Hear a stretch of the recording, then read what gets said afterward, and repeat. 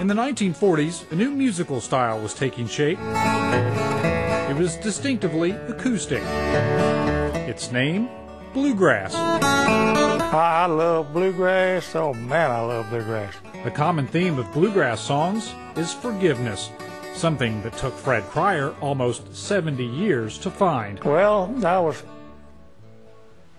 real unhappy with the government. In 1940, the government wanted to open a military base in Vernon Parish and needed land to do it. But we had 30 days to move, and it was just so unfair. Fred's family dismantled their home and moved it to a site about 4 miles away. The Cryer family called that place home for just half a year. You know the reason we moved? The government run us off again. Fred Cryer says he's not bitter for having to give up his home twice for his country.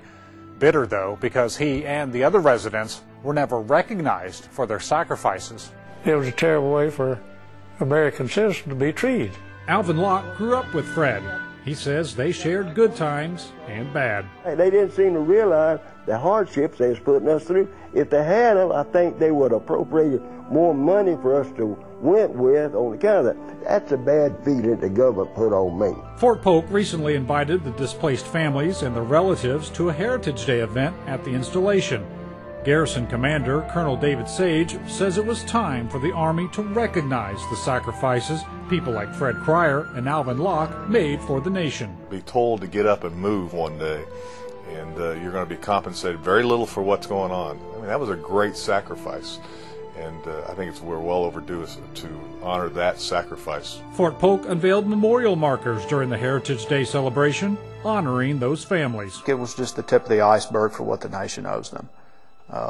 You know, if you look at the base of the monuments that we erected, the phrase says that we will not forget our heritage families, for they sacrificed their homes and way of life for the sake of a nation. And I don't think that could be better captured. Well, at least somebody recognized the fact that we did sacrifice for it. There was a sacrifice made for them to have that out there. On the day I visited Fred, we drove to a place he hadn't seen since 1940, the site where his home once stood. The house was probably about the end of that asphalt. Where his memories still live. I feel pretty sure that this is the tree that was out in front of the house that my dad had backed into with the 8 model. During the Heritage Day events, Colonel Sage gave Fred a commander's coin as a small token of appreciation for what Fred endured all those years ago. It means a terrible lot to me. I'm so proud of that. Fred Cryer says he'll never forget how the government forced him off his land, but at least he has found forgiveness. Might make for a good bluegrass tune. James Williams, Vernon Parish, Louisiana.